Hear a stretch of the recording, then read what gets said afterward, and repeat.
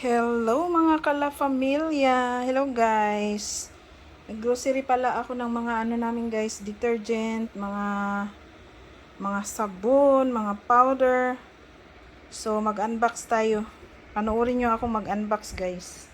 Pina-deliver ko lang ito. Kasi dito sa amin, yung mini-mart dito, pag more than 50,000 won ang bibilihin mo, free delivery na siya. So kaya pina-deliver ko kasi kung ako ang magbibit-bit nito, nako, patay tayo dyan. Ang bigat. Hello! Hala, ang puti ang hipat. Ang puti ah. Nagatubang mo ko sa kuhan guys, sa light. So worth ano ito guys, 121,000 won. Dako kay kwarta guys. Korea ba? Dako kay numero. Mga ano to, $100 in USA, US dollars. So, meron tayong onion, importante yon, at saka ito yung nakabigat. Powder. Ito yung powder. Ano to eh? Ilang kilo ba? 9 kg. Ano na to guys? Siguro aabot na to ng mga 2 years. Kasi nung lumipat kami dito, 2 years na higit na. Ngayon lang ako nakabili ulit. Matagal itong maubos. At saka, kasi pag maliit ang bibilhin, lugi din. Kasi pag malaki kasi, may mga sale. Kaya, dapat malaki na ang bilhin. Para hindi tayo malugi at isang bilihan lang. So, meron pa kaming pang dishwashing. Ano to eh, may halong lemon. At saka ito yung OxiClean. Para yung puti, maputi. At saka ito lang ang binili ko na pang laban ng mga decolor namin na damit sa sa washing. Kasi sale siya.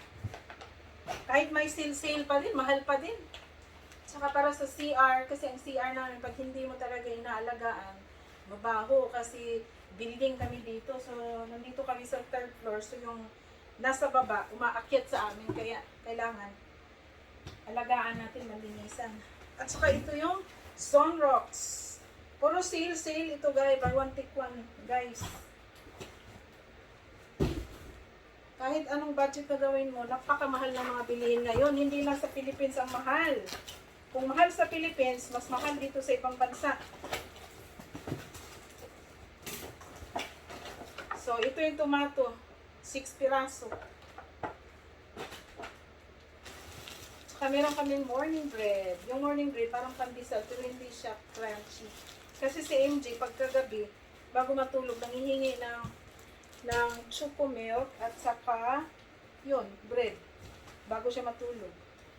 Saka panlinis ng CR. Puro pang mga detergent dito, panlinis ng CR. Ito, buy one take one din ito. May kasama dito. Saka, ito lang muna ang binili ko na olive oil. Kasi si Daddy Abdullah, pag nag-order ng olive oil yan, yung isang can na malaki, naubusan. Kaya ito lang muna. At saka, shikhe, yung traditional drinks dito sa Korea. Favorite ni MJ. Rice po ito, rice. At saka, ito yung pigeon. So, sale ito. Buy one, take one yun. Puro buy one, take one ang binili ko. Pero umabot pa din ng $100 ang binili ko. Naku. Magaling talaga mag-trick sa mga tindahan. Yun lang guys, ang pinapakita ko sa inyo. Ay, naku. Ayan na lahat. So, pupunta ako doon sa sa washing machine kasi may sinasalang ako. Ngayong hapon lang ako naglaba kasi kanina, pagkatapos kong naligo, parang nahihilo ako kaya bilis-bilis kong humiga, di nakatulog ako. Kasi minsan, may time na bumababa yung level ng calcium ko kasi wala na tayong calcium, di na nagpo-produce ng calcium ang ating katawan dahil ako po ay operated na ng thyroid.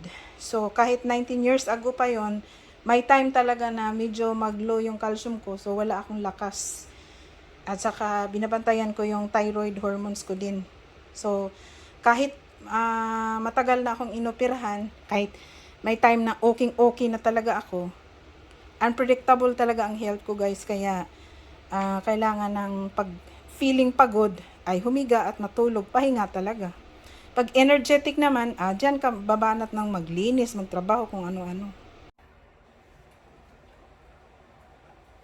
So, magmasa tayo. May ano na to, may flour na. So, naano ko na yan na, tawag nito. Kumbaga, napili ko na yung ano. Malinis na itong flour.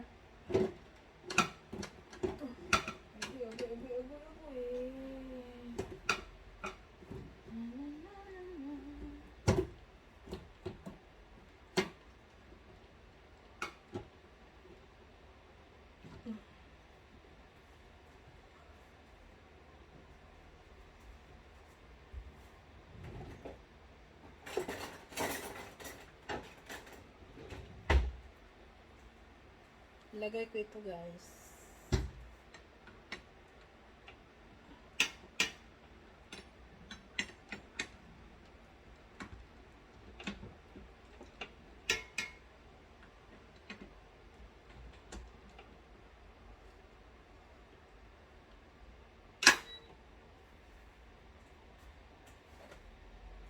Maglagay ng tubig.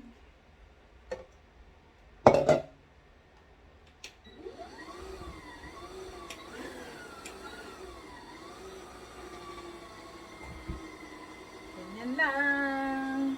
Kita saglit. Lagi ko na itong binablog guys. Pabalik-balik na lang. Pero ito kasi talaga ang routine ng aking buhay. Pero hindi ako araw-araw gumagawa nito guys. Ito good for 3 days, mga ganun. Lalagay ko lang sa ref.